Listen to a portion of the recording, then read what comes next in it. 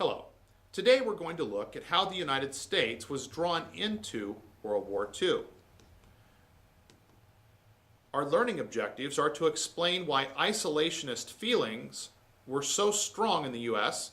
in the 1930s, to describe how Roosevelt tried to balance isolationism with concern for stopping the Axis powers, and to discuss the causes and effects of the attack on Pearl Harbor. The desire to avoid involvement in foreign wars was known as isolationism. Isolationists were not necessarily pacifist. A pacifist is somebody who really doesn't believe in engaging in war in any context. So isolationists weren't necessarily pacifist. They just simply wanted to preserve America's freedom to choose the time and place for action. Many Americans questioned what the Allies' costly victory in World War I actually achieved. Anti-League of Nations feelings soared as people believed that the League might drag the United States into future wars. Roosevelt was not an isolationist. However, he was focused on solving problems at home by implementing his New Deal programs. Congress did pass isolationist measures, such as the Neutrality Act in 1935. The Neutrality Act prohibited the sale of arms or making loans to warring countries. Roosevelt needed the support of isolationists in Congress. They wanted to remain neutral. The United States did not intervene in the Spanish Civil War or the Japanese invasion of China. When Italy invaded Ethiopia, Roosevelt stopped arms sales to both countries, which only hurt Italy. Roosevelt did not want to remain neutral. He was worried about the aggressive actions of totalitarian leaders.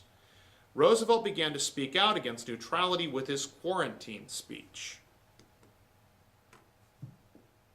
Roosevelt asked Congress for money to build new naval vessels. Congress approved, despite isolationist complaints.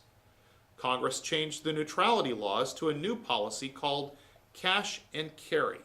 Countries at war could buy American goods if they paid cash and picked up their goods at American ports. Roosevelt urged a policy of all aid short of war. He traded 50 aging warships for 8 British military bases. Isolationists opposed the deal, but were too weak to stop it. Preparing for war. Roosevelt defeated business leader Wendell Willkie for an unprecedented third term as president. He felt world events required experience in the White House. Roosevelt wanted to make the United States an arsenal for democracy. Congress passed the Lend-Lease Act, which allowed the nation to send weapons to Great Britain. In his 1941 State of the Union address, FDR proposed 4 fundamental freedoms that people everywhere in the world ought to enjoy. Those 4 freedoms were the freedom of speech and expression, the freedom of worship, the freedom from want, and the freedom from fear. Roosevelt and Winston Churchill met secretly in 1941. They agreed to the Atlantic Charter. This document proclaimed the shared goals of the United States and Britain in opposing Hitler and his allies. Despite German U-boat attacks on U.S. ships trying to deliver goods under the Lend-Lease Act, isolationists continued to oppose entry into the war. Now we look at the attack on Pearl Harbor, starting with the causes. Conflict between Japan and the United States over French Indochina had been increasing tensions.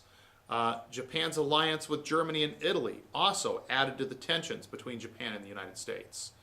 And Japan's Prime Minister Hideki Tojo was hostile towards the United States. The effects of the attack on Pearl Harbor. Americans reacted to the news of the Pearl Harbor attack with anger and fear. Californians reported seeing submarines off the Pacific coast. Some Americans feared Japanese Americans would assist an invasion of the mainland. The United States declared war on Japan, and Germany and Italy declared war on the United States. So looking at the attack, U.S. military planners believed an attack on Pearl Harbor was possible. Forces at the base were unprepared to defend it. No single commander was in charge, and routine defensive steps were not in place. The attack. On December 7th, 1941, the Japanese attacked. Aircraft carriers approached the island of Oahu.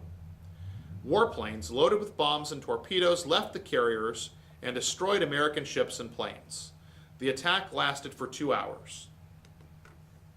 The aftermath. All 8 battleships were damaged, 4 were sunk. Nearly 200 aircraft were destroyed.